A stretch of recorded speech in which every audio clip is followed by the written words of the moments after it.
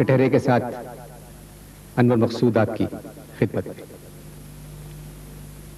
آج پہلی مرتبہ کٹہرے میں آیا ہوں اور میری دعا ہے کہ یہ کٹہرا عبوری رہے۔ آج جو مہمان میرے ساتھ ہیں ان کی موجودگی وہ عطر بتا رہا ہے جو انہوں نے لگایا ہوا ہے۔ پہلے میں یہ سمجھا کہ خوشبو پھولوں کی ہے، مگر زمانہ بدل گیا۔ ایک شعر تھا، اب عطر بھی ملو تو محبت کی بو نہیں، وہ دن ہوا ہوئے کہ پسینہ گلاب تھا۔ آج میرے مہمان ہیں، ہنستا ہوا نورانی چہرہ، صدر جمعیت علماء پاکستان اور صدر اسلامی جمہوری محاذ محترم مولانا شاہ احمد نورانی صدیقی صاحب۔ السلام علیکم۔ السلام ورحمۃ اللہ وبرکاتہ۔ میں پڑھ رہا تھا، ووٹ عوام کی سب سے بڑی طاقت اور قوم کی مقدس امانت ہے۔ اس کو ہر پاکستانی کو سال، سوا سال، پونے 2 سال، 2.5 سال بعد ڈالتے رہنا چاہیے۔ آپ اس سے متفق ہیں؟ سب سے پہلے تو میں آپ کا شکریہ ادا کرتا ہوں، اور عطر پر آپ نے پسندیدگی کا اظہار فرمایا، یہ آپ کے صاحب ذوق ہونے کی علامت ہے۔ آپ کے ذوق کی بھی داد دیتا ہوں، پسندیدگی کی بھی داد دیتا ہوں۔ ویسے پاکستان کے معروضی حالات میں ووٹ کے استعمال کا جہاں تک تعلق ہے، بار بار بھی اگر استعمال میں آتا رہے تو کوئی حرج نہیں ہے اس میں، لیکن اس کے لیے بہرحال ایک جواز ہونا چاہیے۔ بار بار میں نے اس لیے عرض کیا کہ بار بار جمہوری عمل میں تعطل پیدا ہو جاتا ہے، تو 2 سال بعد، 1.5 سال بعد جب وہ استعمال میں آتا ہے تو ماضی کی، یعنی جو ماشاء اللہ کا دور ہوتا ہے، اس کی کسر پوری ہو جاتی ہے، اس لیے کہ اس میں استعمال کا موقع ہی نہیں ملتا، تو قوم ایک کفارہ ادا کر دیتی ہے ہر 2 سال کے بعد اس کا، اس لیے کہ 12 سال کبھی ووٹ کے استعمال کا موقع نہیں ملتا، کبھی 10 سال ووٹ کے استعمال کا موقع نہیں ملتا، اور پھر جب استعمال کا موقع ملتا ہے تو تسلسل سے ہوتا ہے، تو وہ قند مکرر ہو جاتا ہے۔ جی نہیں، آپ درست فرما رہے ہیں، مگر میں کہہ رہا تھا کہ قوم جو ہے وہ ووٹ دیتی ہے اپنے محبوب لیڈر کو، مگر وہ 5 سال کے لیے۔ پچھلے 8-9 سالوں میں یہ ہوا ہے کہ یہ حق ہمیں بار بار دینا پڑ رہا ہے، تو میں چاہ رہا تھا ایک پروسیس ایسی ہو کہ جو 5 سال موقع فراہم دیا جائے، مطلب کسی بھی پارٹی کو، چاہے وہ زمانہ جنیجو صاحب کا ہو، چاہے وہ محترمہ کا ہو، چاہے وہ نواز شریف صاحب کا ہو۔ نہیں، مگر اس میں یہ ہے کہ 5 سال کا مینڈیٹ اصل میں نہیں ہوتا، کانسٹیٹیوشن میں ہے کہ الیکٹڈ گورنمنٹ 5 سال تک رہے گی، منتخب حکومت، لیکن اس دوران میں اگر ووٹ آف نو کانفیڈنس حکومت کے خلاف آ جاتا ہے، فرض کی 1 سال بعد دیا جائے تو حکومت تو ختم ہو گئی، تو الیکشن کرانے پڑیں گے، اور یہ دنیا کے اکثر جمہوری ممالک میں ہوتا ہے۔ ہندوستان میں تسلسل سے سن 1948 کے بعد سے جمہوری عمل جاری ہے، انتخابات ہوتے ہیں، لیکن ایسا بھی ہوا ہے کہ 2.5 سال کے بعد انتخابات ہوئے، اور وہ اندرا گاندھی کے دور میں، مورارجی دیسائی کے دور میں، چندر شیکھر کے دور میں یہ ہوتا رہا ہے، تو اور اسی طرح سے انگلستان میں بھی ہوا ہے، یعنی یہ بھی ہوا ہے کہ جمہوری عمل تسلسل سے جاری رہا۔ صرف ایک ووٹ کی اکثریت سے لیبر پارٹی 5 سال نکال گئی، لبرل کے ساتھ مل کر انہوں نے، لیبر اور لبرل مل گئے، تو لبرل کا 1 ووٹ تھا، جی جی، تو ولسن صاحب اس کو چلاتے رہے 5 سال تک مسلسل۔ اور ایسا بھی ہوا ہے کہ دوبارہ انتخابات کرانے کے لیے، قوم سے نیا مینڈیٹ لینے کے لیے 3 سال کے بعد بھی انتخابات ہوتے ہیں۔ یہ ووٹ آف نو کانفیڈنس اگر آ جائے، اچھا ووٹ آف نو کانفیڈنس کی کیونکہ کانسٹیٹیوشن میں گنجائش ہے کہ وہ کسی وقت لایا جا سکتا ہے، تو اس کا استعمال اگر ہوگا تو ظاہر انتخابات بجائے 5 سال کے 1.5 سال میں ہو جائیں گے، اور یہ بھی حق ہے جو آئین میں دیا ہے۔ چلیں، اس کا مطلب یہ ہوا کہ یہ جو کچھ ہوا پچھلے دنوں، مطلب یہ ہونا تھا، یہ ہونا تھا، یہ ہونا تھا، یہ ہونا تھا۔ اب ہم آپ کی جماعت پہ آتے ہیں، منشور میرے سامنے ہے آپ کی جماعت کا، تھوڑا پہلے آپ جماعت کے بارے میں خود بتائیں۔ جمعیت علماء پاکستان بنیادی طور پر ایک مذہبی جماعت ہے، اور ظاہر ہے سیاست مذہب کا ایک شعبہ ہے، اس لیے انتخابات میں سن 1970 میں سب سے پہلے جمعیت علماء پاکستان نے انتخابات میں حصہ لیا. جمعیت علماء پاکستان سے پہلے سے موجود تھی. 1948 میں سن 1948 میں قیام پاکستان کے فوراً بعد اس کی تشکیل عمل میں آئی، اور اس میں وہی سب کے سب علماء تھے کہ جنہوں نے تحریک پاکستان میں قائد اعظم کی قابل فخر قیادت میں تحریک پاکستان کے لیے کام کیا تھا، جن میں حضرت قبلہ عالم سید پیر سید جماعت علی شاہ صاحب محدث علی پوری رحمۃ اللہ علیہ جی، اور مولانا سید ابو الحسنات صاحب قادری، مولانا عبدالحامد صاحب بدایونی وغیرہ، یہ سب اکابرین تھے جنہوں نے تحریک پاکستان میں عملی حصہ لیا ہندوستان کے گوشے گوشے میں. آپ کے والد صاحب؟ میرے والد ماجد مولانا شاہ عبدالعلیم صاحب صدیقی رحمۃ اللہ علیہ بھی تھے. مولانا سید نعیم الدین صاحب محدث مراد آباد بھی تھے. مولانا شاہ مصطفیٰ رضا صاحب یہ سب بزرگ تھے. ان بزرگوں نے عملی طور پر قائد اعظم کی قابل فخر قیادت میں تحریک پاکستان میں عملی طور پر حصہ لیا. تو قیام پاکستان کے بعد انہوں نے ضرورت محسوس کی کہ مدارس اور مساجد وغیرہ کا قیام عمل میں لایا جائے اور دینی کام کو اب اس میں انجام دیا جائے اس ملک میں، تاکہ حکومت پاکستان جو کام اپنا کرنا چاہتی ہے وہ کرے، اور علماء کرام اب ظاہر ہے پاکستان کی تعمیر، ترقی، اصلاح کے سلسلے میں اپنا فریضہ ادا کریں.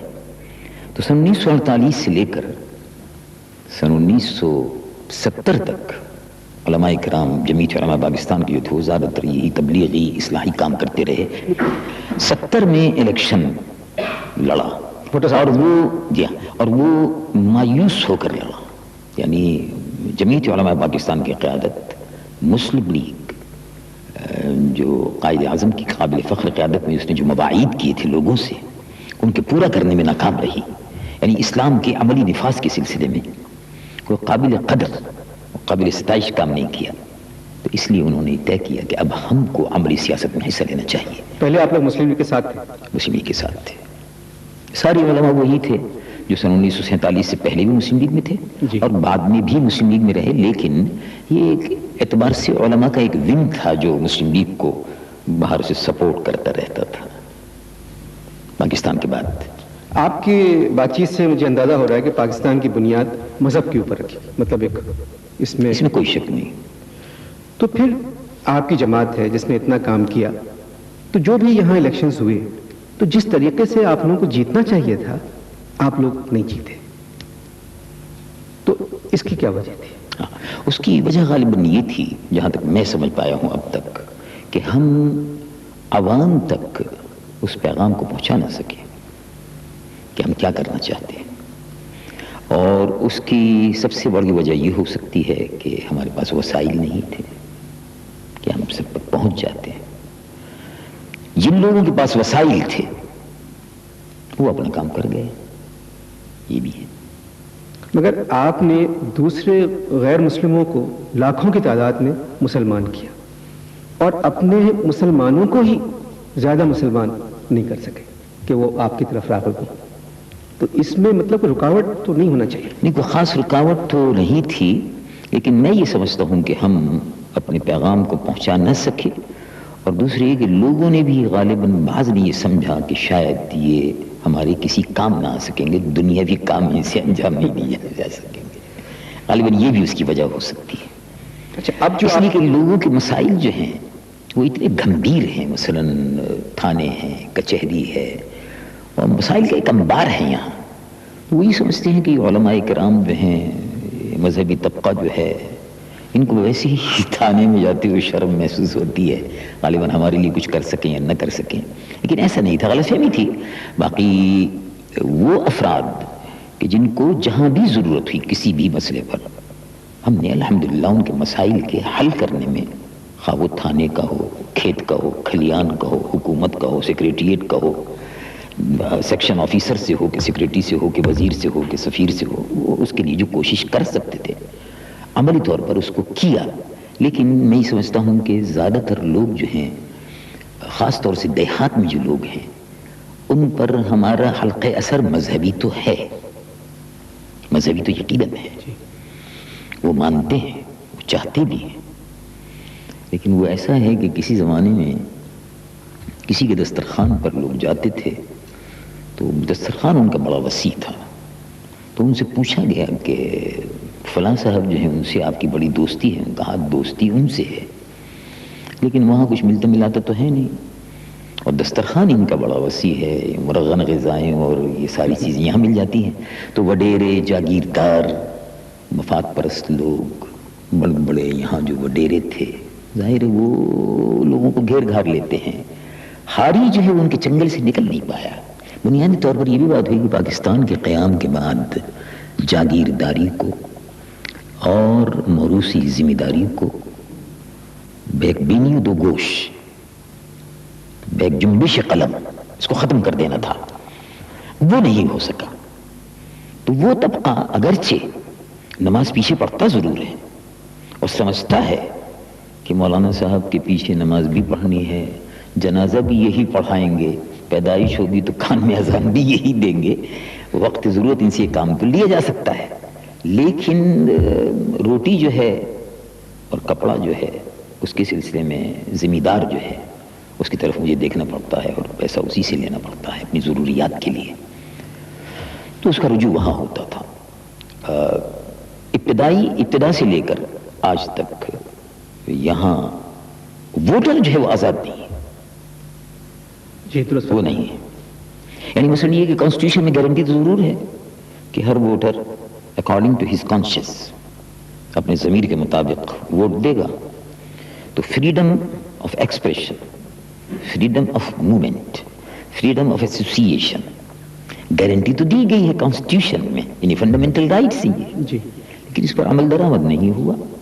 مثلا فریڈم آف موومنٹ، تو ہاری تو بیچارہ ذمہ دار کے اور وڈیرے کے اور خان کے اور چودھری کے اور سردار کی اجازت کے بغیر قدم باہر نکال نہیں سکتا، اس کی بیوی بچے اسکول میں نہیں، اس کے بچے تعلیم حاصل نہیں کر سکتے، اور اس کی بیوی اور بچے صبح سے شام تک ہاری کے ذاتی ملازمین کی حیثیت سے نہیں بلکہ غلاموں کی حیثیت سے، سلیو کی حیثیت سے کام کرتے ہیں، تو یہ بھی ایک فیکٹر ہے اس میں۔ جی اچھا، آپ کی جماعت نے اس دفعہ اس عبوری حکومت میں شامل ہو کر یہ مطلب آپ یہ سمجھتے ہیں کہ یہ باتیں آپ کہہ رہے ہیں شاید یہ حکومت درست کر دے ان کو؟ اس کی وجہ یہ ہے کہ اس کے درست کرنے کے لیے اول تو وقت چاہیے، اور حکومت میں شامل ہونے کا مقصد دوسرا تھا۔ حکومت میں شامل اس لیے ہوئے کہ ایک تو یہ کہ حکومت دستوری تقاضے پورے کرنے کے لیے عبوری حکومت کا بنانا بھی ضروری تھا، نگراں حکومت، اس لیے کہ دستور میں یہ ہے کہ اگر قومی اسمبلی توڑ دی جائے تو 90 دن میں انتخابات ہوں، اور انتخابات ضیاء صاحب کے زمانے میں بھی ہوا تھا کہ 90 دن میں انتخابات ہوں، مگر وہ 90 دن طویل ہو گئے نہ، وہ تو انہوں نے خود کہا تھا مگر کانسٹیٹیوشن میں نہیں تھا، یعنی کانسٹیٹیوشن تو انہوں نے معطل کر دیا تھا، جی تو وہ خود فرماتے تھے کہ میں کانسٹیٹیوشن میں جو لکھا ہے عمل کروں گا اس پر، لیکن انہوں نے ماشاءاللہ عمل نہیں کیا، اور 90 دن کے بجائے بہرحال وہ کافی طویل عرصہ جی ایک لامتناہی سلسلہ سا 90 دن ایک شیطان کی عادت ثابت ہوئے۔ آپ یہ سمجھ رہے ہیں کہ 90 دن میں نہیں، یہ 90 دن جو ہیں یہ تو کانسٹیٹیوشن میں، اب کانسٹیٹیوشن نافذ ہے۔ جی ضیاء الحق صاحب کے زمانے میں وہ کانسٹیٹیوشن معطل تھا، تو اب جو ہے وہ کانسٹیٹیوشن نافذ ہے، اس میں یہ ہے کہ اگر قومی اسمبلی معطل کر دی جائے،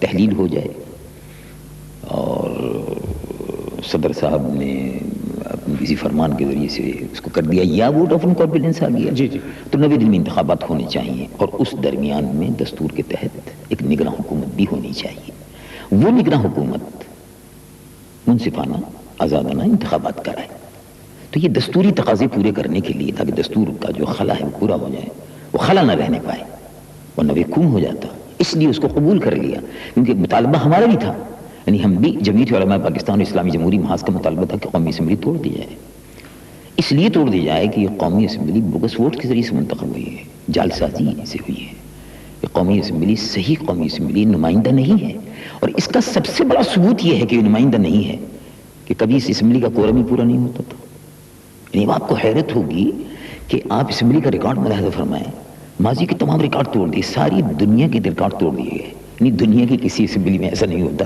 کہ روزانہ گھنٹی بجتی ہو اور اسپیکر صاحب آواز دیتے ہوں کبھی آؤ بھائی ممبر و حاضری لگواؤ، جیسے بچے کو آواز دیتے ہیں آؤ بھائی اسکول کی گھنٹی بج رہی ہے چلے آؤ، تو اب وہ ممبر دوڑ رہے ہیں، بھاگ رہے ہیں، کچھ کو خوش آمد ہو رہی ہے، چلو بھائی آؤ بھائی، ممبران کی عدم دلچسپی کا عالم یہ تھا کہ روزانہ کورم ٹوٹتا تھا. جس زمانے میں ہم قومی اسمبلی کے ممبر تھے, گاہے ایسی سرے راہے کبھی ایسا ہو گیا اتفاق سے تو خبر لگ گئی ہاں بھائی آج قومی اسمبلی میں کورم پورا نہیں, تو کسی نے نشاندہی کر دی, ورنہ کورم ہمیشہ رہتا تھا. اس کی وجہ یہ تھی کہ ممبران عوام کے ووٹوں سے باقاعدہ 70 میں منتخب ہو کر آئے تھے, عوام ان کی پشت پر تھے. اور یہ جو حضرات تشریف لائے تھے بعد میں ضیاء الحق صاحب کے زمانے میں اور ان کے بعد میں زیادہ تر وہ لوگ تھے کہ جو پیسہ خرچ کر کے آئے تھے. تو وہ کاروبار, سیاست کو انہوں نے تجارت اور کاروبار سمجھ لیا تھا کہ بھئی اب الیکشن میں 50 لاکھ روپے لگا دو. ہمارے زمانے میں 70 میں جب الیکشن ہوا تھا تو اس زمانے میں 35,000 روپے کل ٹوٹل پارٹی نے خرچ کیے تھے, کینڈیڈیٹ نے کچھ نہیں خرچ کیا. لوگوں نے جلسے کیے, لوگوں نے بلایا, جلسے ہوتے رہے, اور ووٹر لسٹ کی خریداری اور کچھ اور جو جاتے تھے کنونسنگ وغیرہ کرنے کے لیے, تو اس کے سلسلے میں زیادہ یہ ہوتا تھا. اب تو ماشاءاللہ 20 لاکھ 50 لاکھ 1 کروڑ 2 کروڑ ماشاءاللہ. اب ظاہر ہے وہ وصول کرنے کے لیے وہاں جاتے ہیں تو ان کو وصولیابی کی فکر رہتی ہے, ووٹ دینے کی فکر نہیں رہتی. آپ کو شاید یاد نہ ہو, مجھے یاد ہے آپ بھٹو صاحب کے خلاف وزیر اعظم کی حیثیت سے کھڑے ہوئے تھے. جی, حزب اختلاف کا متفقہ امیدوار تھا. 34 ووٹ ملے, 34 ووٹ ملے تھے. اور صدر کے لیے رویداد خان صاحب کے بھائی کا شاید نام, صدر کے لیے جی ہاں, وہ عبدالخالق صاحب, خالق صاحب صوبہ سر. تو یہ آپ کی ہمت کیسے ہوئی بھٹو صاحب کے اگینسٹ کھڑے ہونے کی؟ اصل میں ہماری جو حزب اختلاف تھی, حزب اختلاف کی جماعتوں نے متفقہ فیصلہ کیا. تو سردار شیرباز مزاری صاحب اسپیکر, جی مجھے یاد ہے, قومی اسمبلی کی اسپیکرشپ کے لیے حزب اختلاف نے ان کو نامزد کیا, مجھ کو وزیر اعظم کے لیے اور عبدالخالق صاحب کو صدر کے لیے. تو حزب اختلاف کے متفق نمائندے تھے سب تینوں. اور ظاہر ہے اس وقت عام تاثر یہ تھا کہ بھٹو صاحب کو, مرحوم وزیر اعظم کو یعنی بلا مقابلہ وزیر اعظم بننا چاہیے. میں وہی کہہ رہا ہوں کہ اس زمانے میں تو بالکل ہی. اور حزب اختلاف اپنا وجود منوانا چاہتی تھی اور یہ بتانا چاہتی تھی کہ حزب اقتدار اور حزب اختلاف دونوں جمہوریت کے لوازمات میں سے ہیں. بالکل. چنانچہ اپنا وجود ثابت کرنے کے لیے 109 ووٹ بھٹو صاحب کو ملے, 109, اور 34 ووٹ مجھ کو ملے. تو کچھ فیلنگ نہیں ہوئی, احساس بھی نہیں ہوا ہوگا؟ کوئی بھی نہیں, بس بڑے آرام سے ایک دوسرے کو مبارکباد بعد میں دی. آپ جیت گئے, فلاں ہم ہار گئے. یہ تو ہوتا رہتا ہے اور بڑی خوش دلی سے اس کو رہنا چاہیے. جمہوریت میں یہی ہوتا ہے, اس کو کوئی ذاتی اور انا کا مسئلہ نہیں بنانا چاہیے تھا, مگر یہی ہوا. اب تو سب بدل گیا بالکل. اب حالات بدل گئے جی ہاں, حالات بدل گئے اور بدلے گئے ہیں. اصل میں یہ بھی ایک سازش ہے, اور سازش ملک کے بھی خلاف ہے, سازش وطن عزیز کے خلاف ہے, جس میں زیادہ سے زیادہ فاصلے پیدا کیے جا رہے ہیں, طبقاتی جنگ کے لیے حالات پیدا کیے جا رہے ہیں, نسل کی بنیاد پر, مذہب کی بنیاد پر, فرقہ واریت کی بنیاد پر.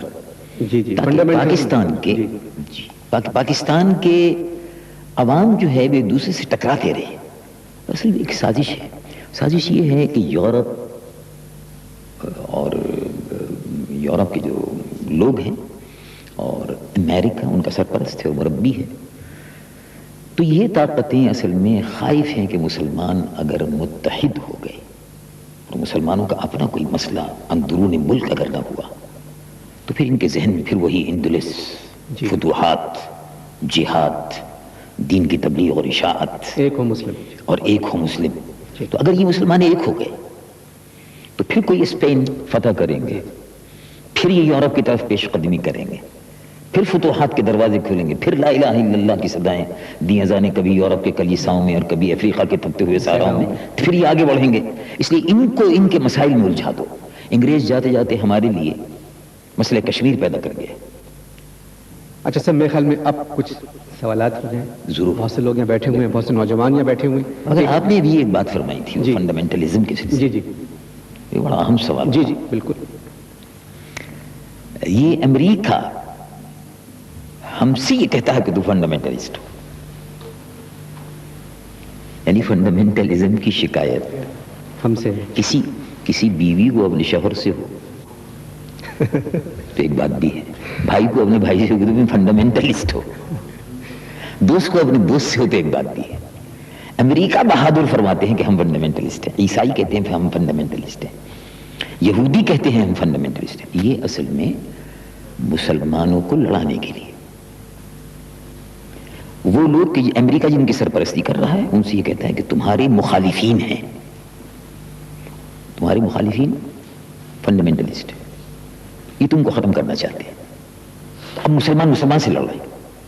چنانچہ وہ لوگ جن کے متعلق کوئی سمجھتا ہے کہ یہ مذہبی ذہن ہے، دین سے ان کو قربت ہے، ان کو کس طرح ختم کرو، میں اگر مارتا ہوں کہ لوگ کہیں گے دیگے صاحب امریکہ نے مروا دیا، وہ ان مسلمانوں کو مسلمانوں سے ختم کرواؤ۔ تو حکمران جو ہے ان سے کہتا ہے کہ تمہارے مخالفین جو ہیں یہ فنڈامنٹلسٹ ہیں، مسلمانوں کو مسلمانوں سے لڑانے کے لیے فنڈامنٹلزم کی وہ اصطلاح جو خود ان کے ملک میں تھی وہ اس کو ہمارے یہاں متعارف کرایا۔ اب میں اس کی تاریخ بتاتا ہوں۔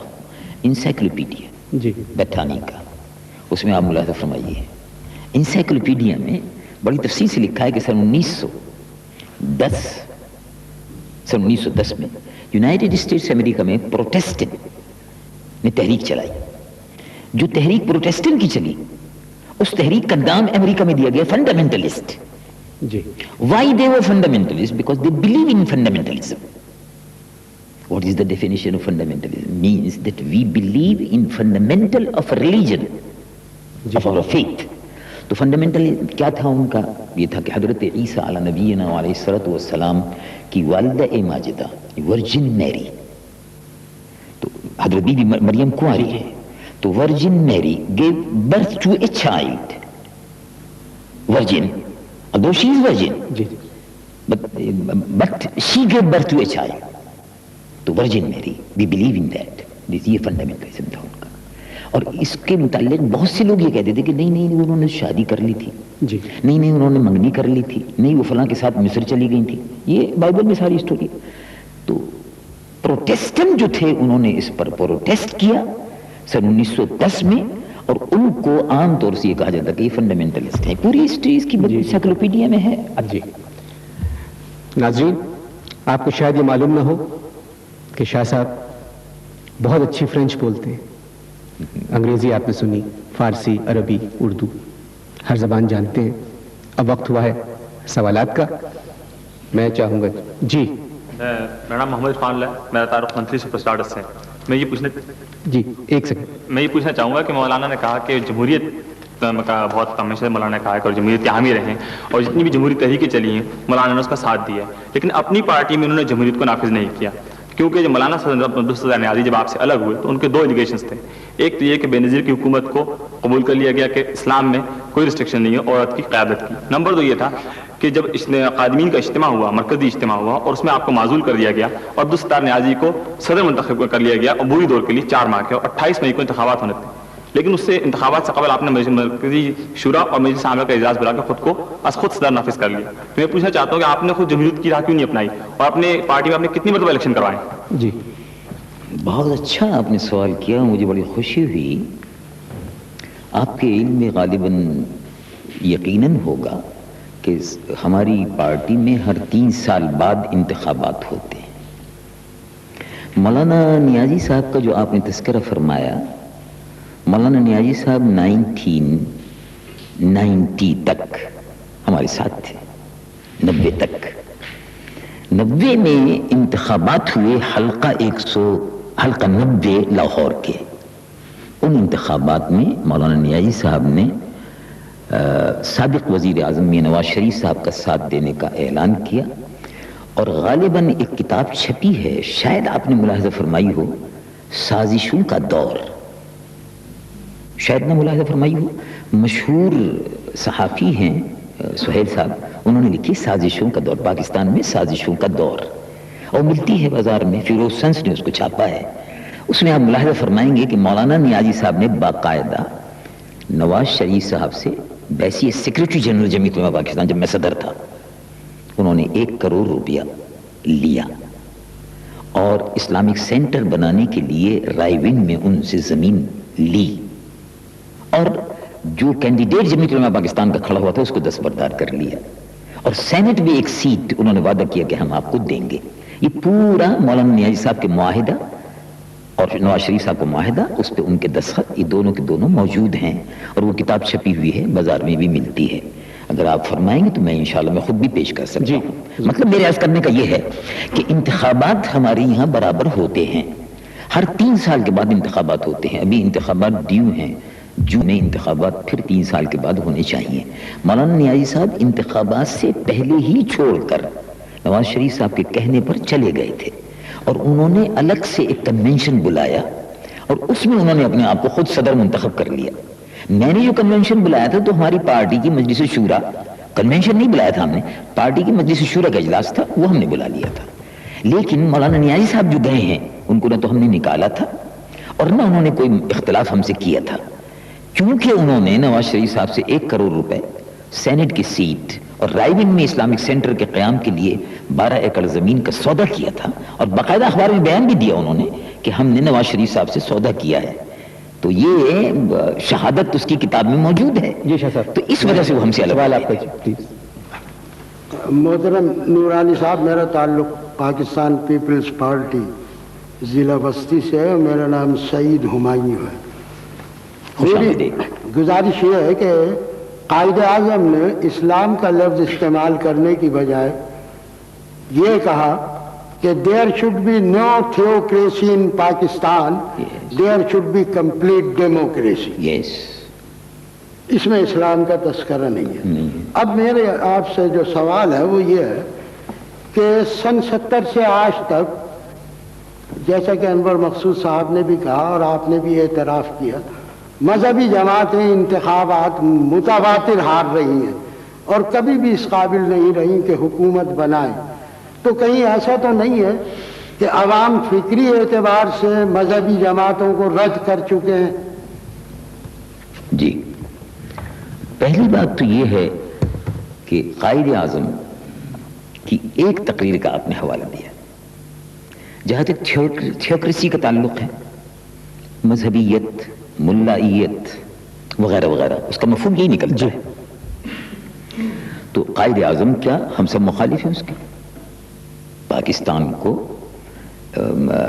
ملاؤں کی گرفت میں نہیں دینا چاہتے، پاکستان میں جمہوریت کو پنپتے ہوئے دیکھنا چاہتے ہیں.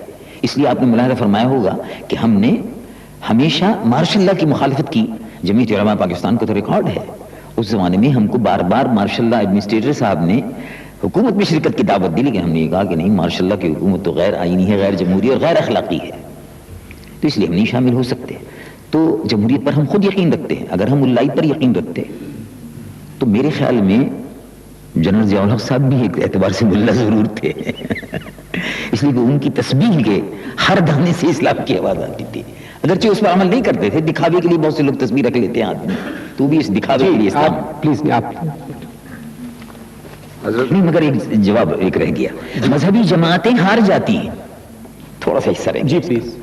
ہار جاتی ہیں کا مطلب یہ نہیں ہے کہ ان کو الیکشن میں حصہ لینے چھوڑ دینا چاہیے. بہت سے وکلا ہیں، بہت سے مقدمے ہار جاتے ہیں، تو کیا آپ ان سے یہ کہیں گے کہ اب آپ کورٹ میں جانا چھوڑ دیں؟ اور بہت سے اذان دینے والے مؤذن ہیں، ان کی اذان پر لبیک کہتے ہوئے نمازی نہیں آتے، مسجد میں وہ خود ہی نماز پڑھا لیتے ہیں. تو کیا ہم یہ چاہیں گے کہ وہ اذان دینا ہی بند کر دے؟ ایسا نہیں ہے. نیکی کی قوتوں کو اور حق کا مقدمہ لڑنے والوں کو سینہ سپر ہو کر میدان عمل میں رہنا چاہیے. ساتھ دینے والے آتے رہتے ہیں، کبھی نہیں آتے، کبھی آتے بھی ہیں، اور کبھی وہ قافلہ بنتا چلا جاتا ہے اور لوگ آتے رہتے ہیں. جی ارشاد فرمائیے. مولانا، میرا نام خالد اطہر ہے. میں وکالت کے پیشے سے 22 سال سے منسلک ہوں. ہائی کورٹ بار ایسوسیشن کا میں خازن بھی رہا. میرا قانونی سوال ہے کہ 8ویں ترمیم جب سے رائج ہوئی، اس کی بھینٹ چڑھنے والی 3 حکومتیں ہیں. اب مسئلہ یہ ہے، پھر وہی درپیش ہے کہ آئندہ ملک کی معیشت تباہ کرنے کا ان پہ الزام رہا، اقربا پروری کا ان پہ الزام رہا. اب نگران حکومت میں آپ سپورٹر ہیں اور اس میں شمولیت بھی ہے.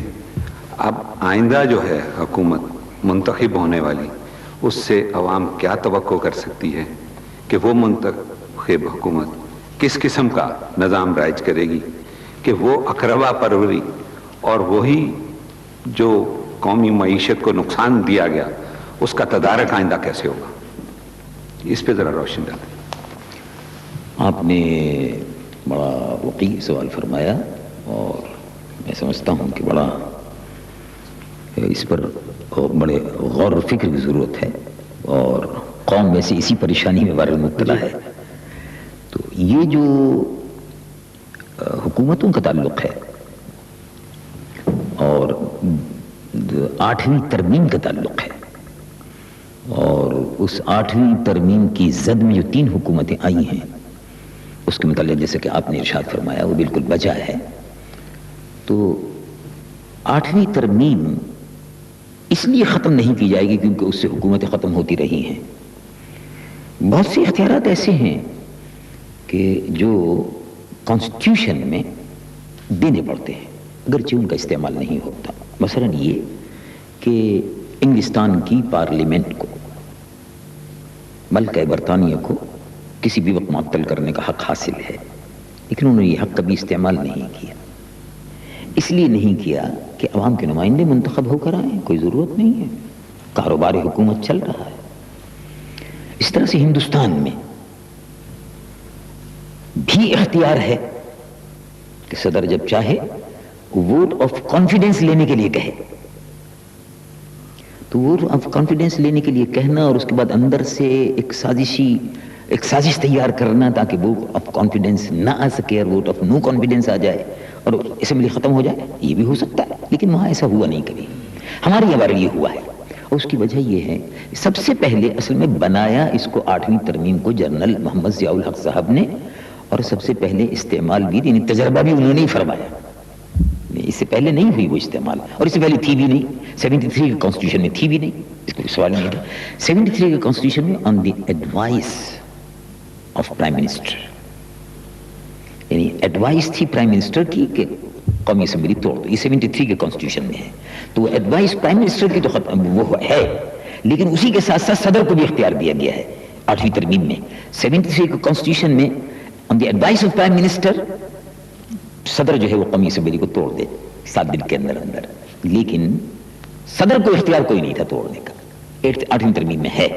अब इसके हुस्न और क़बह पर अगर बहस करते हैं तो बात लंबी हो जाएगी, लेकिन मैं एक बात अर्ज करूं आपसे कि ये तरमीम, इसके मुखालिफ हम भी हैं और हम नहीं चाहते कि ये कौमी असेंबली तोड़ने की तरमीम का हथियार सदर के हाथ में दिया जाए। तो 8वीं तरमीम पूरी की पूरी तो ख़त्म नहीं की जा सकती। 8वीं तरमीम सिर्फ यही नहीं है, उसमें आपको मालूम है, आप तो माशाअल्लाह इस पेशे से, कानून के पेशे से और दस्तूर से वाबस्ता हैं, तो इसमें शरीयत कोड भी हैं। और शाह साहब ये तो एक लंबी तवील बहस हो जाएगी, वक्त कम है, इसलिए मैं सवाल बीबी पहले मैं कुछ ख़वातीन से पूछूं। जी मेरा नाम सादिया उमराव है, मैंने कराची यूनिवर्सिटी से इंटरनेशनल रिलेशन से मास्टर्स किया है। सर मुझे पूछना ये था कि क्या बुजुर्गान दीन के मज़ारों पर जाकर मन्नतें मांगना या माथा टेकना आप जायज़ समझते हैं या मुसलमानों को ऐसा नहीं करना चाहिए? आप इसकी रहनुमाई कीजिए प्लीज़। बड़ा मैं तो समझ रहा था कि ये मजलिस से सियासत है, लेकिन माशाअल्लाह इस्लामी पॉइंट ऑफ व्यू से बात नहीं, बिल्कुल बिल्कुल बिल्कुल मैं जवाब जरूर दूंगा, लेकिन मैं ये समझ रहा था कि इंटरनेशनल रिलेशंस के नुक्ते नज़र से सवाल आपका बड़ा इंटरनेशनल रिलेशंस पर होगा। हम चीन और चीन और रशिया की कम से कम तस्वुरात में सैर कर लेंगे, लेकिन बहरहाल आपने मज़ारात पर पहुंचा दिया, तो बहुत अच्छा किया आपने। मज़ारात सर मैं आपको वो हमें तो मुनासिबत से मज़ारों से तो ताल्लुक़ है। जहाँ तक मेरी मुहतरम बहन, जहाँ तक मज़ारों पर सर झुकाने का, ये बड़ा अच्छा सवाल किया। मज़ारात पर सर झुकाने का, सजदा करने का और चूमने का ताल्लुक़ है, बिल्कुल हराम है, और सजदा बिल्कुल हराम है। अगर इबादत की नीयत से है तो कुफ्र है, शिर्क है, अगर ताज़ीम की नीयत से है तो हराम है। जहाँ तक इस बात का ताल्लुक़ है कि मज़ारात पर जाना, तो जाना ज़रूर चाहिए, इसलिए कि वो अल्लाह के वली थे, उनसे हमारी तारीख़ वाबस्ता है। यही बुजुर्ग थे जो दूर दराज के सफ़र करते हुए, उस ज़माने में जब ना हवाई जहाज़ थे न रेलें थीं, तो तशरीफ़ लाए और इस खित्ते को یعنی اس خطے میں تو مجاہدین بھی تشریف لائے. تو غازی محمد بن قاسم رحمۃ اللہ علیہ نے تو تلوار سے مجاہدین سے اسلام کو پھیلایا, اور ان بزرگوں نے دل کی دنیا کو بدل دیا. انہوں نے جغرافیائی نقشوں کو بدلا اور انہوں نے دل کی دنیا کو بدلا اور دلوں کو اسلام کے نور سے معمور کیا. تو یہ تو ہمارے محسنوں کے مزارات ہیں. ان کے مزارات پر جانا اور صرف فاتحہ پڑھنا جی یہ شرعی طور پر ثابت ہے, اس سے آگے کچھ نہیں ہے. جی آپ پلیز. جی اسلام الدین ایوبی میرا نام ہے, وکالت کے پیشے سے تعلق ہے میرا. مولانا میرا سوال یہ ہے کہ خلیج کی جنگ کے دوران امریکہ اور اس کے اتحادیوں کے خلاف آپ نے پاکستان میں پرزور تحریک چلائی, لیکن اس کے بعد وزیر اعظم نواز شریف صاحب نے اور دیگر لوگوں نے آپ پر الزام لگایا کہ آپ کو عراق اور لیبیا کی جانب سے پیسہ موصول ہوا جس کی بنیاد پہ یہ تحریک چلائی گئی. وضاحت. بہت بہت شکریہ. اس میں کوئی شک نہیں کہ پاکستان کے غیور عوام نے گلیوں اور سڑکوں بازاروں میں نکل کر سراپا احتجاج بند کر امریکہ مرد آباد کے نعرے لگائے. اب آپ خود غور فرمائیے کہ عراق جو اس وقت موت اور زیست کی کشمکش میں تھا, عراق کو خود اپنی ضروریات پوری کرنے کے لیے کن کن چیزوں کی ضرورت ہوتی ہے وہ ظاہر ہے. ایسے جنگ کے وقت میں موت و زیست کی کشمکش جب ہو رہی تھی تو ایسے وقت میں وہ ہم کو کیا پیسہ دیتا. ایک بات تو یہ ہوئی. دوسری بات میں یہ عرض کروں گا, کیا عراق کے پیسے نے پاکستان کے کروڑوں عوام کو خرید لیا؟ تو پاکستان کے کروڑوں عوام جو ہیں وہ اتنے یعنی بے ضمیر ہو گئے تھے کہ ان میں اسلامی حمیت تو تھی نہیں. یعنی اسلام کے نام پر وہ نہیں اٹھ سکتے تھے, پیسے ہی کے نام پر وہ اٹھ سکتے تھے. یہ تو پاکستان پر بھی ایک بہت بڑا الزام ہے. اور اس زمانے میں جب نواز شریف صاحب نے اور ان کے ساتھیوں نے یہ کہا کہ ہمیں معلوم ہے کہ بہت سے لوگوں کو پیسہ دیا گیا ہے اور یہ لوگ امریکہ کے خلاف نعرے لگا رہے ہیں اور عراق کی حمایت میں مظاہرے کر رہے ہیں, تو ان سے کہا گیا کہ جن لوگوں کو پیسہ ملا ہے بقول آپ کے تو ان کے نام بتائیے, ظاہر کیجئے کون کون لوگ ہیں. لیکن وہ آج تک بتا نہ سکے. دوسری بات آخری میں عرض کرتا ہوں کہ عراق اگر اس سلسلے میں کچھ پیسہ خرچ کرتا تو اس کو پیسہ خرچ کرنے کی ضرورت نہیں تھی. عراق سے مسلمانوں کا قلبی روحانی لگاؤ ہے. لوگ خود بخود اس لیے کھڑے ہوئے کہ وہاں کربلا ہے, عراق میں کربلا ہے, عراق میں نجف اشرف ہے, مولا کائنات سید علی المرتضی رضی اللہ عنہ کا روضہ مبارک ہے, امام علی مقام سید الشہداء رضی اللہ عنہ کا مزار مبارک ہے, غوث اعظم سیدنا عبد القادر جیلانی شاہ جیلان رضی اللہ عنہ کا مزار مبارک ہے, امام اعظم ابو حنیفہ رضی اللہ عنہ وارضاہ کا مزار مبارک ہے. یہ اللہ کے وہ ولی اور بزرگ اور خانوادہ نبوت کے وہ خوشچی حضرات ہیں کہ جن کے مزارات پر اگر بمباری ہو تو اب آپ خود تصور کر سکتے ہیں کہ مسلمانوں کے جذبات کا عالم کیا ہوگا. شاہ صاحب وقت کم ہے, اگر آپ اتنے لمبے لمبے جواب دیں گے تو ممکن ہے یہ اسمبلی بھی ٹوٹ جائے.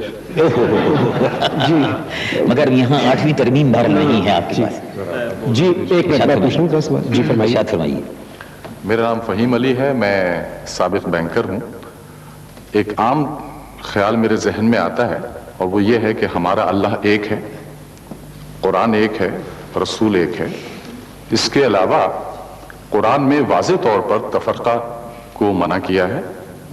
اور انور مسعود صاحب آپ کی وساطت سے سوال یہ ہے کہ خلفائے راشدین نے بھی, خاص کر خلیفہ دوم نے جب مجلس شورا کے پاس 5 آدمیوں کی لسٹ پیش کی تھی جس میں حضرت طلحہ, حضرت زبیر, حضرت عبد الرحمن, حضرت عثمان غنی اور حضرت علی شامل تھے, تو آپ نے واضح طور پہ یہ کہا تھا کہ اگر اس میں سے 4 ایک طرف ہو جائیں اور ایک طرف رہ جائے تو اس کو قتل کر دینا. تفرقہ پرستی کے متعلق بہت واضح طور پہ ہر ایک نے کہا ہے.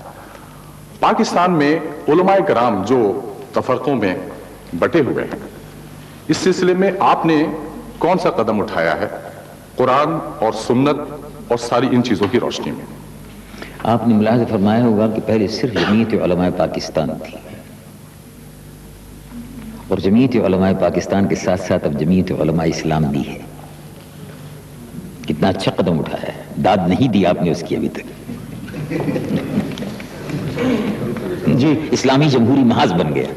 ایک منٹ میں پوچھ لوں دیدی آپ 52% جی دیدی کھڑے ہو کر 52% women make 52% of the population of Pakistan according کیا to vision ہے census. G I read it somewhere sir. تو آپ Still کا the کیا census vision؟ are not completed. آپ کا نہیں vision we make ابھی تک more than 50% of the population of Pakistan. تو سر آپ کا کیا There is vision ہے for the possibility women more of than Pakistan؟ 100% as well. جی سوال آپ کا بھی سر آپ کا vision کیا ہے for the women of Pakistan? What is your vision? What role do you see them playing in accordance? جی سر چلیے آپ کہاں جائیے. زبان میری ہے بات ان کی انہی کے مطلب کی کہہ رہا ہوں. آپ نے بھی ماشاءاللہ حق ادا کر دیا. جی جی بات اصل میں یہ ہے کہ جہاں تک اس بات کا تعلق ہے میری محترم بہن نے یہ نہیں پوچھا کہ عورت کے بس صرف یہ پوچھا ہے کہ عورت کے متعلق آپ کا تصور کیا ہے. جی کہ آپ تصور کسی مرد کا تصور عورت کے بغیر پورا نہیں ہوتا. سیاست میں آپ نے پہلے عرض کیا کہ یہ سیاست میں تو اتنی امپورٹنٹ ہے کہ ہم کو ووٹر لسٹ جو دیکھنی پڑتی ہے تو اس میں ہمیں یہ محسوس ہوتا ہے کہ آدھے مرد ہیں اور آدھے عورتیں ہیں. تو وہ تو ان کے ووٹس کے بغیر تو کامیاب نہیں ہو سکتے. اب یہ الگ بات ہے کہ عورتیں بہت کم ووٹ ڈالنے کے لیے آتی ہیں اور اس کی وجہ غالباً یہ ہے کہ مرد دو لوگ ڈال چکے ہوتے ہیں. یہ بھی ہے دو اور ان کا ایک ووٹ ہوتا ہے.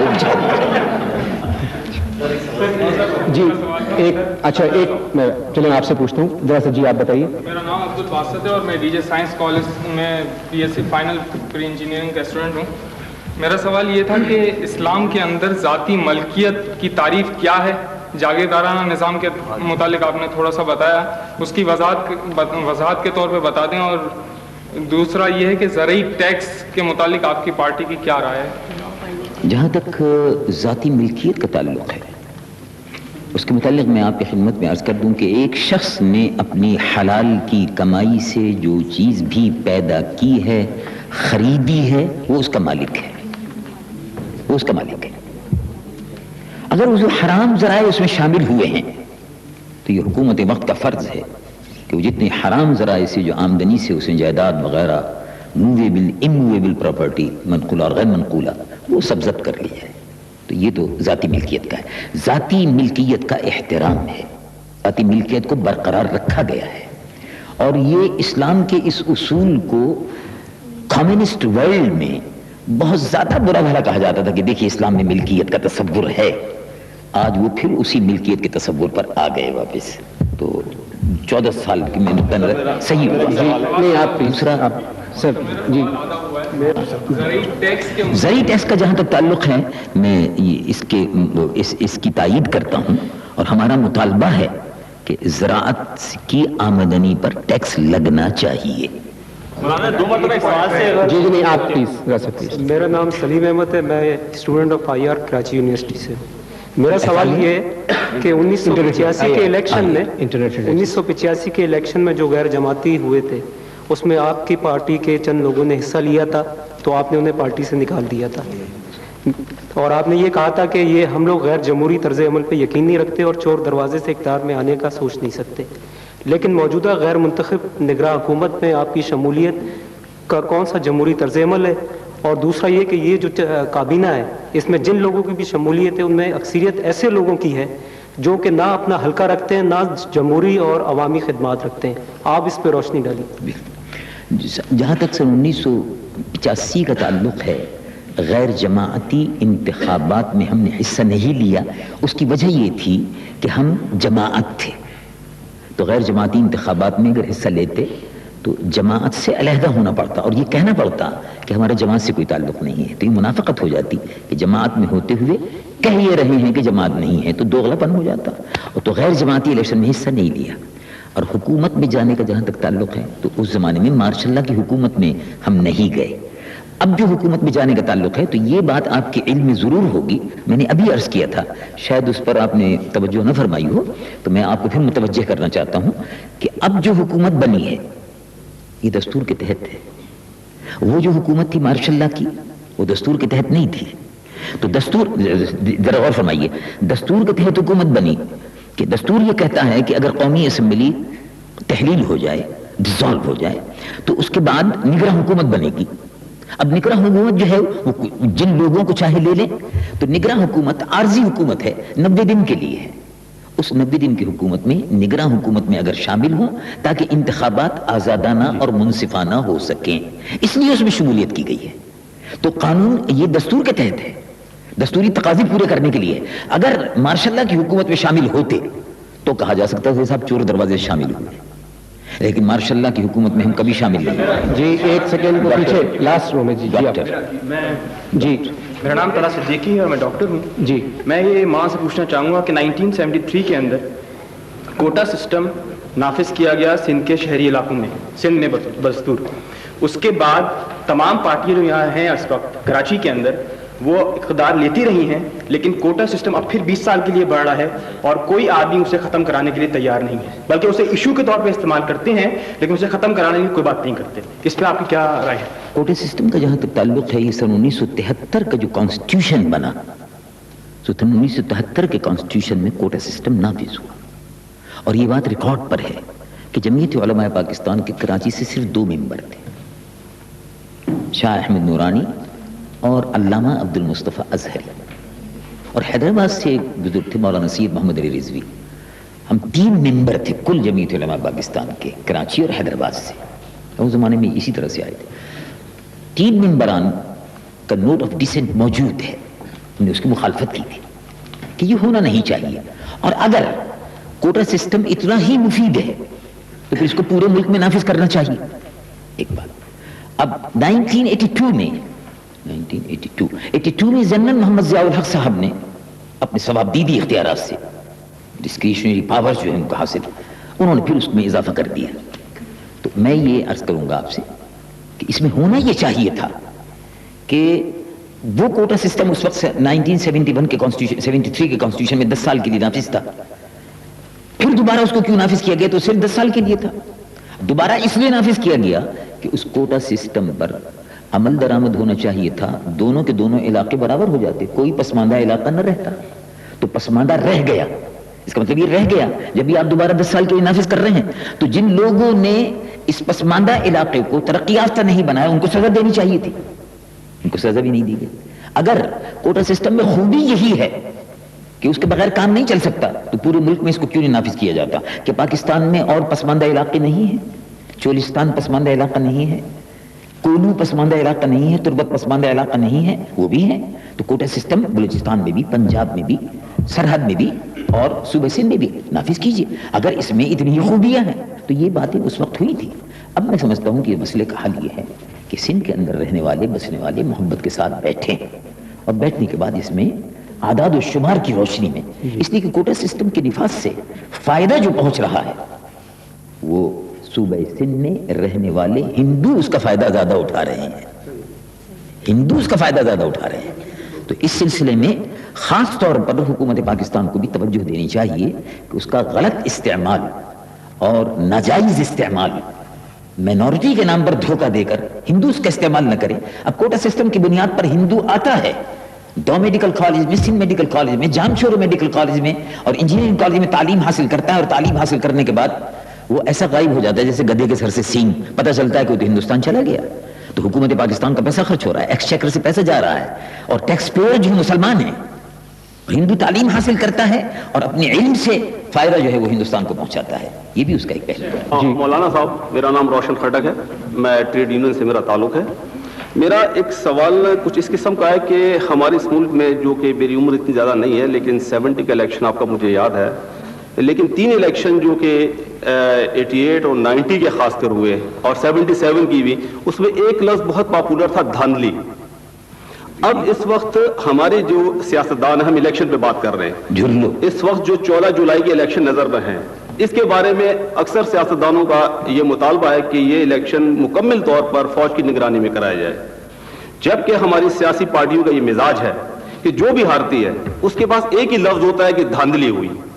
اب ہمارے پاس یہ ایک ادارہ فوج ایسا رہ گیا جس پر قوم کا پورا اعتماد ہے، کیونکہ الیکشن کمیشن کے سلسلے سے لوگوں کا اعتماد اٹھ چکا ہے، عدلیہ کے سلسلے میں بھی کچھ صورتحال الیکشن کے معاملے میں ایسی ہے.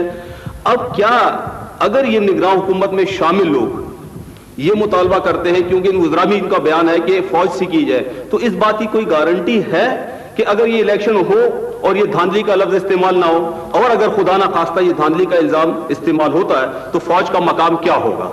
جی تشریح رکھیں. جو آپ نے ارشاد فرمایا 70 کے انتخابات, اور 70 کے انتخابات کے متعلق کسی نے بھی نہیں کہا کہ دھاندلی ہوئی تھی. 70 کے انتخابات کے متعلق نہیں کہا. 3 کے بعد مسلسل 70 کے بعد پھر 77 میں.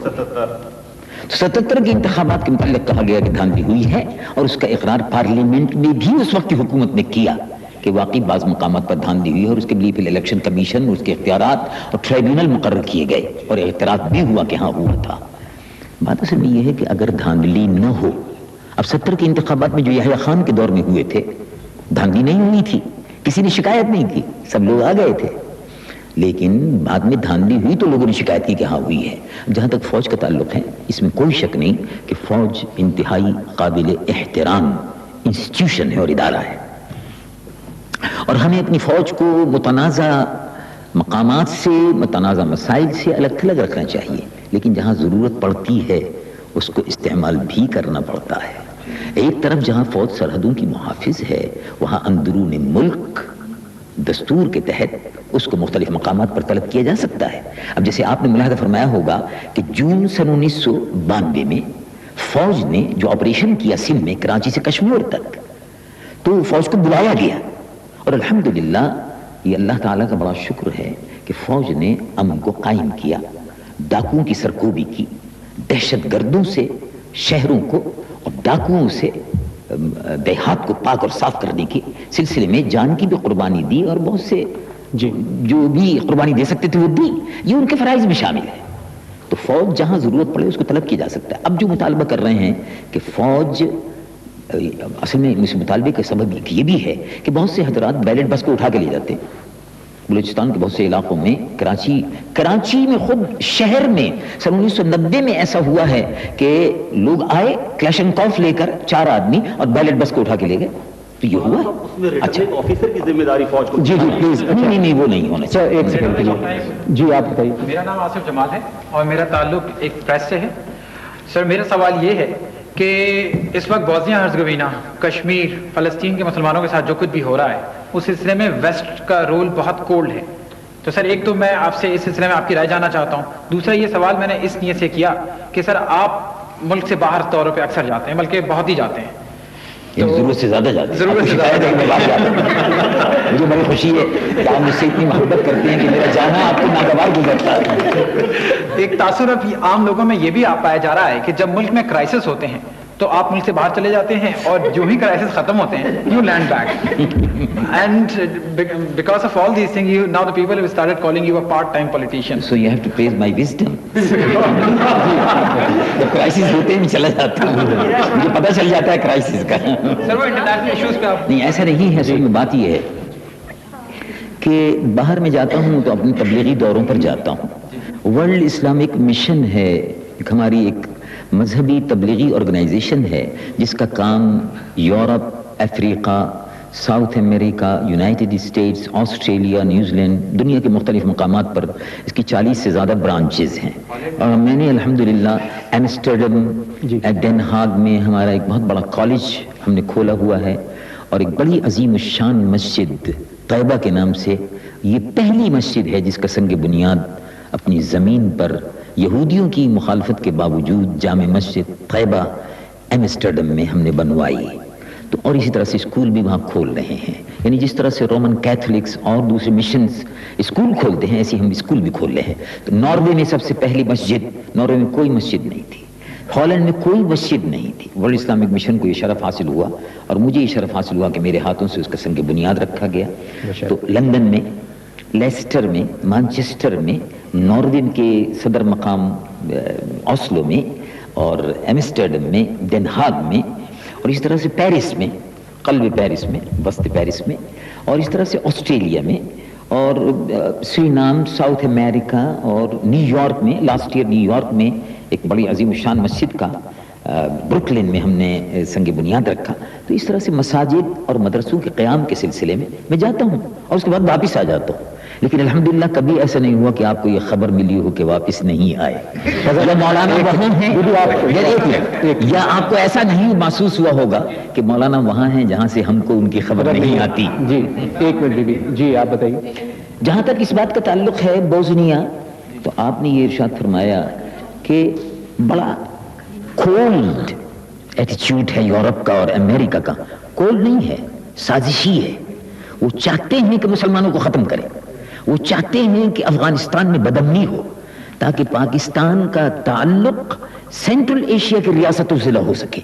وہ چاہتے ہیں کہ کراچی میں بھی بدامنی ہو تاکہ یہ پورٹ جو ہے یہ 6 ریاستوں کو وسط ایشیا کی سہولت فراہم نہ کر سکے. وہ چاہتے ہیں کراچی میں بھی بدامنی رہے, وہ چاہتے ہیں افغانستان میں بھی بدامنی رہے, مسلمان آپس میں لڑتے رہیں, اور 6 مسلمان ریاستیں جو ہیں ان کا رابطہ ماسکو اور یورپ سے ٹوٹنے نہ پائے. اگر افغانستان میں امن ہوتا ہے تو 6 کی 6 مسلمان ریاستیں جو ہیں ان کا رابطہ افغانستان اور پاکستان سے بڑھ جائے گا اور قائم ہو جائے گا. اس لیے بھی وہ چاہتے ہیں کہ یہ بھی ہوتا رہے, بوسنیا میں مسلمانوں کا قتل عام ہوتا رہے تاکہ مسلمان ختم ہو جائیں.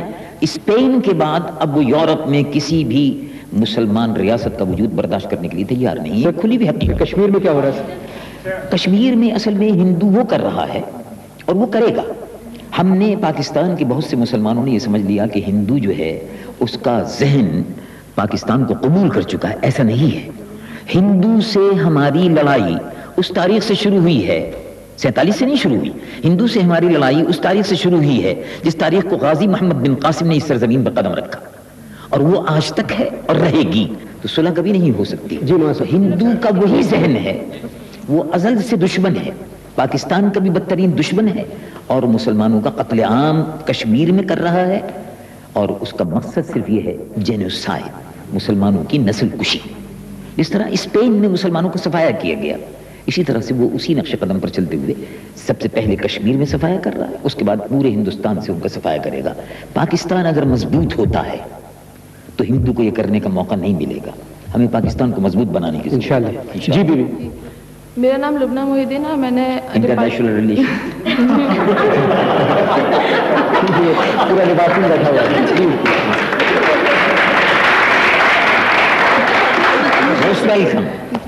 میرا سوال یہ ہے کہ Pakistan This is my subject.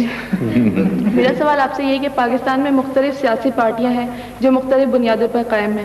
جیسے آپ کی پارٹی اسلام, قرآن اور سنت پر ہے, تو آپ یہ بتائیے کہ آپ نے دینی بنیادوں پر قائم پارٹیوں کے اتحاد کے لیے اب تک کیا کوششیں کی ہیں, جبکہ آپ کی اپنی پارٹی 2 حصوں میں تقسیم ہے, تو آپ قوم کو کیسے متحد کر سکتے ہیں؟ نہیں, میں نے وہ آپ سے عرض کیا نا کہ ہم نے جمعیت علماء پاکستان جو ہے وہ 2 حصوں میں تقسیم نہیں ہوئی. اصل میں کچھ لوگ تھے جو 1 کروڑ روپے کے لالچ میں اور زمین کے لالچ میں چھوڑ کر ہم کو چلے گئے تھے. چند آدمی تھے, 2 حصوں میں تقسیم نہیں ہوئی. اور اب آپ نے ملاحظہ فرمایا ہوگا کہ جمعیت علماء پاکستان اور جمعیت علماء اسلام دونوں نے مل کر اسلامی جمہوری محاذ بنایا, متحد تو ہو گئے. جی میرا خیال میں جی پلیز میں وہ وقت ہو گیا ہے. Thank you. معزز خواتین حضرات, رسول اکرم نے ارشاد فرمایا مجھے اس بات کا خوف نہیں کہ تم میرے بعد شرک میں مبتلا ہو جاؤ گے, بلکہ پریشانی یہ ہے کہ تم آپس میں لڑ کر ہلاک ہو جاؤ گے. ہمیں دعا کرنا چاہیے کہ ہماری جتنی سیاسی جماعتیں ہیں ان میں اتفاق ہو, بھائی چارہ ہو, اور ہمارے لیے آنے والا دن جانے والے دن سے بہتر آئے. میں شکریہ ادا کرتا ہوں شاہ صاحب کا کہ وہ تشریف لائے. بہت بہت نوازش. خدا حافظ. پاکستان پائندہ باد.